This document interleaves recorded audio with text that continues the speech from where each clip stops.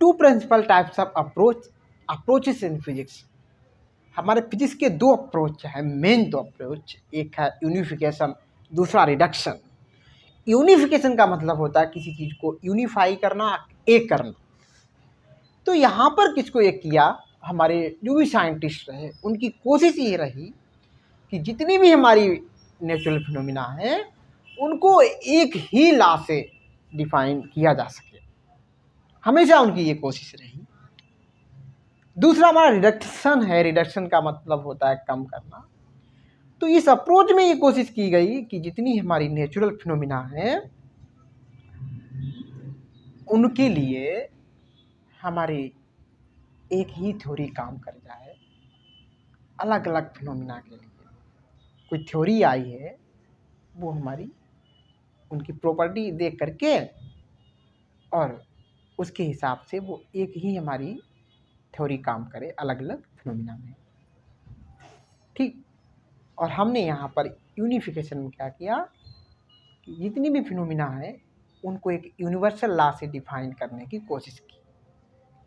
वो हमारी जो हमारी हम कहें फिनोमिना है वो चाहे तो माइक्रोस्कोपिक लेवल पर हो और चाहे हमारी माइक्रोस्कोपिक लेवल पर या फिर माइक्रो मतलब बहुत छोटी लेवल और माइक्रो बड़ा लेवल। फॉर एग्जांपल जैसे कि हमने जो ग्रेविटेशन लॉ है न्यूटन्स का, वो एक छोटी बॉडी जैसे कि हमारा एप्पल फॉल कर रहा है उसके लिए भी काम करेगा ग्रेविटेशन लॉ, और बहुत बड़े बड़े बॉडी जैसे प्लैनेट्स हैं उनके बीच में भी काम करेगा, ठीक। और रिडक्शन में पहले हम पढ़ लेते हैं यहाँ पर unification. The approach consider all of the world's phenomena is collection of universal law. The approach considers all of the world phenomena, सारे वर्ल्ड की phenomena is a collection of universal law. वो क्या होती है, कलेक्शन होती है universal law की तरह इन डिफरेंट डोमेन, चाहे डोमेन कुछ भी हो, कंडीशन कुछ भी हो। हमने डोमेन बताई दिए, माइक्रो और माइक्रोस्कोपिक के दो डोमेन हमारे होते हैं फिजिक्स के, और कंडीशन भी अलग अलग। एग्जाम्पल इन्होंने भाई दिया, आप पढ़ सकते हो, हमने जो बता दिया, ठीक है। दो एग्जाम्पल यहाँ आप दिए, एक दिया है, चलो ये देख लो, एक मिनट।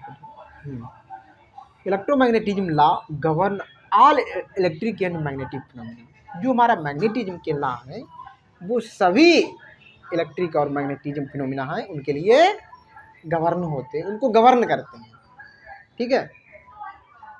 गवर्न करने का मतलब समझ रहे हो, उनको चलाते हैं, उनके लिए काम करते हैं। Reduction the approach is to drive property of complex system, property of complex system from the property and interaction of its constituent parts। देखो क्या है फिर से, the approach is to drive property of complex system. ये कहाँ से आई है approach, आई है कॉम्प्लेक्स सिस्टम की प्रॉपर्टी से, ठीक है। कॉम्प्लेक्स सिस्टम एक ऐसा सिस्टम होता है जिसमें नंबर ऑफ पार्टिकल बहुत ज़्यादा होते हैं, तो वहाँ से हमने उसकी प्रॉपर्टी ली और इस रिडक्शन अप्रोच को हम लाए। हमने ये देखा कि उस सिस्टम में चाहे जितना हमारा पार्टिकल्स है लेकिन वो किस तरीके से बिहेव कर रहे हैं, उनकी प्रॉपर्टी क्या है, तो हमने उस पूरे सिस्टम को एक बॉडी की तरह मान लिया। तो कहीं की रिडक्शन हो गया, हम हर एक पार्टिकल के लिए अलग अलग थ्योरी लगाते, अलग अलग उनकी स्टडी करते तो बहुत बड़ा हो जाता ना। लेकिन हमने क्या किया कि वो सारे पार्टिकल को एक बॉडी मान लिया, सिस्टम मान लिया और हमने स्टडी करना चालू किया, तो रिडक्शन हो गया। तो वही लिखा था, complex system from the property, उनकी प्रॉपर्टी से, and interaction of constituent part, उसके जो कंस्टिट्यूएंट पार्ट है अलग अलग उसके जिससे वो बनकर के बना है कोई सिस्टम, उसके इंट्रैक्शन आपस में, मतलब आपस में उनकी क्या इंट्रैक्शन है कंस्टिट्यूएंट पार्ट्स के, ठीक है। उनकी प्रॉपर्टी देखी, उनके इंट्रैक्शन देखे और हम उनके लिए हमने रिडक्शन किया। जैसे एग्जांपल में temperature studies under thermodynamics. Temperature जो स्टडी किया जाता है वो हमारा थर्मोडायनामिक्स के अंदर में आता है। It is also related to average kinetic energy of molecule, और इसी को हमने रिलेट कर दिया किससे, average kinetic energy of molecule in a system.